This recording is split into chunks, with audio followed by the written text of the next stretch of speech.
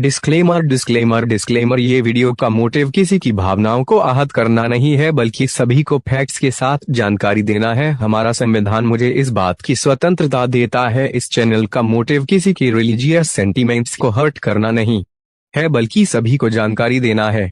हुई हुई हुई वास्तविकता के साथ जागो।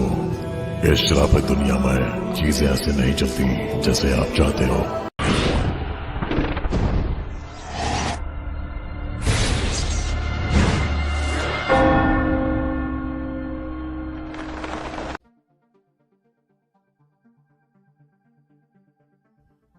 Most people don't typically look to the Bible for scientific knowledge, and that even includes most Christians. But you'd actually be pleasantly surprised to know that fundamentalists do view the book as a divinely inspired science book. For these people, every aspect of their book must be literal, because if it isn't all literal, then how can they possibly discern which parts are meant to be symbolic or metaphorical and which are meant to be taken literally? And in their defense, this is actually a fair point. The Bible doesn't come with footnotes or author's notes. This is why the book has been reinterpreted many times over the course of its history, especially when new scientific discoveries were brought to light. You don't believe me? Well, simply look up the history of the geocentric model. There really was a time where people took this book seriously as a source of worldly knowledge, and one could reasonably argue that the authors of the Bible likely meant for it to be taken literally as well. Setting all of that aside, I'd like to now dedicate a brief moment of time in order to demonstrate just how scientifically illiterate the Bible is. And we can start this by merely looking at page 1.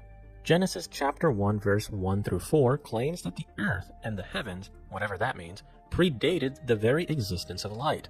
This also includes the waters of the earth. God then creates light and separates it from darkness. Now ask yourself, what is wrong with this claim? For starters, the earth did not predate light, nor did water. Furthermore, light and darkness aren't separate entities. Darkness is merely the absence of light. So we're in just a few sentences, and the book has already been scientifically discredited. But let's continue. Genesis chapter 1 verse 6 through 10 claims that the sky is made of water and that water predated land. This is factually incorrect, and I'd be shocked if I had to explain why. Genesis chapter 1 verse 11 through 18 claims that plants, the earth, the oceans, all predate the stars in our night sky. These verses also claim that Yahweh created two great lights, one to govern the day and one to govern the night. This is obviously incorrect. The earth did not predate the cosmos, and the moon is not a source of light, it merely reflects it.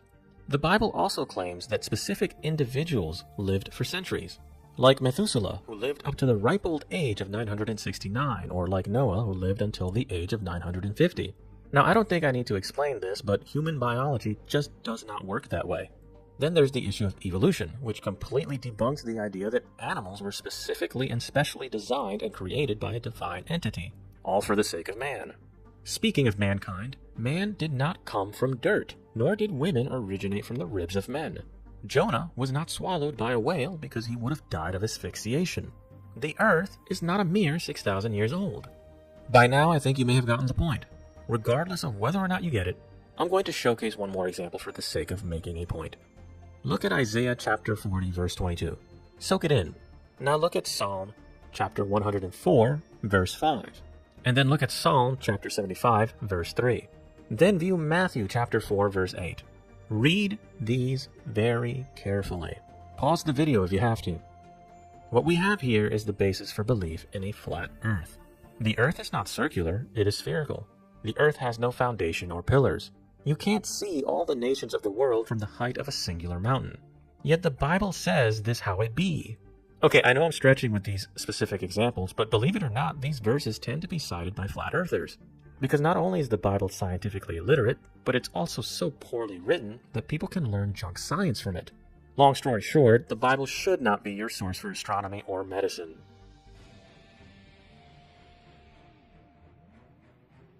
So we're finally here. We finally reached the point where I can actually address the existence of Yahweh. Considering that the Bible is not narratively consistent, given that it is morally dubious at best, and given that the book, and by extension, the religion, cannot properly describe reality accurately with regards to both science and history, considering the amalgamation of all these problems, we're left pondering as to why we should take the metaphysical claims of this book seriously. So ask yourself, given all these issues, why should we believe in the metaphysical claims of the Bible? To be blunt, we truly have no compelling reason whatsoever to grant credence to the Bible's claims about God and the supernatural, given its horrendous track record on just about every other subject that fucking matters. So why should I believe its claims? Why should you? We can't falsify or verify the claim. There's no way to test this hypothesis. So why believe? There is virtually no evidence for the Christian heaven, the Christian hell, no evidence for souls or God himself. So why worship him and why dedicate your life to this religion?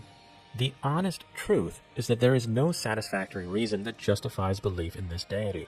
The honest truth is that we can, with 99.9% certainty, rule out Christianity and place it on the bookshelf of history with all of the other myths of our distant past. But I'm pretty certain that this conclusion isn't sufficient for most of you. So allow me to further elaborate on the sheer absurdity that is the Christian religion's metaphysical claims. We're expected to believe that Yahweh created the universe from nothing. We're expected to accept that this mystical space wizard created the trillions upon trillions of galaxies in our reality, all of which contain more stars than grains of sand on our Earth per galaxy, and that out of this vast cosmic web, he created one planet for his chosen species. But it doesn't just end there. You see, out of this unimaginably expansive universe, he is obsessed with this one species. So obsessed that he is concerned with what we do while naked. The claim is so fantastically stupid, given what we know now, that you have to indoctrinate children at a young age just to get them to believe it. As a matter of fact, I believe Christopher Hitchens managed to truly put into words the insanity that is the Christian faith. I'll take 100. Here's what you have to believe. For 100,000 years, humans are born as a primate species. Expectation of life, what, 25 years for the first few 100,000 years? First few tens of thousands of years. Infant mortality, rife. Microorganism disease, terrifying. Earthquakes,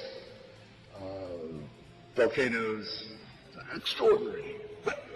And fights over land, over territory, over food, over women, over tribalism.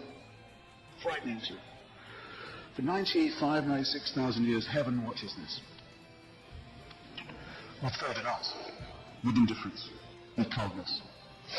And then around 3,000 to 4,000 years ago, but only in really barbaric, illiterate parts of the Middle East.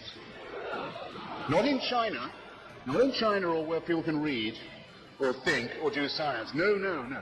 In barbaric, illiterate, backward parts of the Middle East, it's decided we can't let this go on, we better intervene. And what better way than by human sacrifices and plagues and mass murder? And if that doesn't make them behave morally, we just don't know what does. If there is a single person in this room who can bring themselves to believe anything remotely like that, they convict themselves of being, first, very stupid, and second, very immoral. And thus, it seems to me that the case for divine intervention and for the supernatural falls, and that we should be glad that it's fallen. And thank you. Yahweh is, without a shred of doubt, a logically incoherent character. Take, for example, the claim that he is omnipotent or all-powerful. Does omnipotence even make sense as a concept? Is it actually possible? Ask yourself this. Can God create an object that he himself cannot influence in any manner? If he can, then he isn't all-powerful, because he wouldn't be able to influence the object in question. If he can't create such an entity or object, then he isn't all-powerful, because his power and ability is clearly limited. Plainly stated, omnipotency is a logical impossibility. Some apologists would counter this argument by arguing that Yahweh cannot act against his own nature. But that is the act of moving the goalpost, because now we're not talking about omnipotency, but rather something entirely different. And in a strange way, by admitting he cannot act against his own nature, one is essentially admitting that he is not all-powerful, but rather that he is a slave to his own essence. He is not the master of his own domain. Then there's the issue with the hidden nature of God. Plenty of non-believers left Christianity because God never revealed himself to them, despite their genuine attempts to build a relationship with him. We're constantly told that if you search for him, you will find him.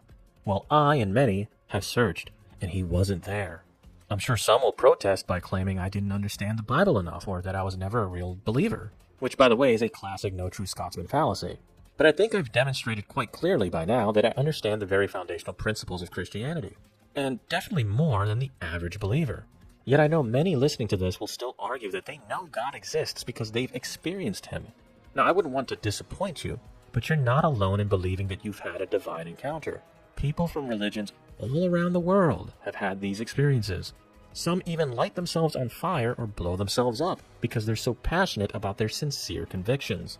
If having an experience, or just believing that you know, is a legitimate form of evidence, then every other fucking religion must be right. But here's the problem. They all can't be right because many religions share incompatible differences. Either they're all wrong, or only one is right. Be that as it may, spiritual experience is not evidence of the supernatural. It's far more likely that religious spiritual experiences are a self-induced placebo. It's why people who believe are far more likely to have them than those who lack belief, which is a statement that rings true regardless of the religion in question. There's also more to transcendent experience than mere spirituality or belief in the supernatural. People can experience extraordinary things through meditation and even drugs. They can experience states of being that put your standard religious experiences to shame. The human brain is, without a doubt, a complex structure that does not necessitate supernatural nonsense. Speaking of spiritual experiences, why doesn't prayer work? What is the point of prayer if God has a plan for you? If you maintain that prayer works, then you must explain how it works. If I strap you to a plane, fly you up to 40,000 feet, and then allow the pilots to jump out, leaving you on a plane destined to a fiery grave, do you think that prayer will be able to stop the plane from crashing? If not, then it clearly doesn't work. Oh, but it doesn't work that way? Then how does it work precisely? How do we test it? Or could it be that you're just talking to yourself? Let me guess. God works in mysterious ways? But you somehow know that he works mysteriously, and when it's convenient, you happen to know what his will is? You can't have your cake and eat it too. Forgive me for being so blunt and potentially disrespectful, but everything I've covered thus far bears all the hallmarks of a stupidly written fiction, and not that of a compellingly intelligent narrative that's worth believing. In conclusion, we cannot definitively state that Yahweh doesn't exist with 100% certainty, but we can say we have no compelling reason to believe in him. I'll even be bold enough to claim that we can assert with 99.9% certainty that he does not exist, as all the evidence points in such a direction. All that's really left to do is to find a definitive way to test a hypothesis which is currently impossible. Hence, belief in Yahweh can only happen through blind faith and not reason. A simple Hitchens razor is enough to render the position defunct, being that what can be asserted without evidence can indeed be dismissed without it. Only with religion is such unsubstantiated belief held as a virtue. I posit that this sort of belief is not a virtue, that religion and faith in itself is not special. If there isn't a good reason to believe in something, then you shouldn't believe it. And there's certainly nothing wrong with not having a specific stance or belief as well. Not holding a position is better than holding a fucking stupid one. With all of that said, I'm now going to address some of the more commonly used theistic arguments that apologists utilize to rationalize belief in Yahweh.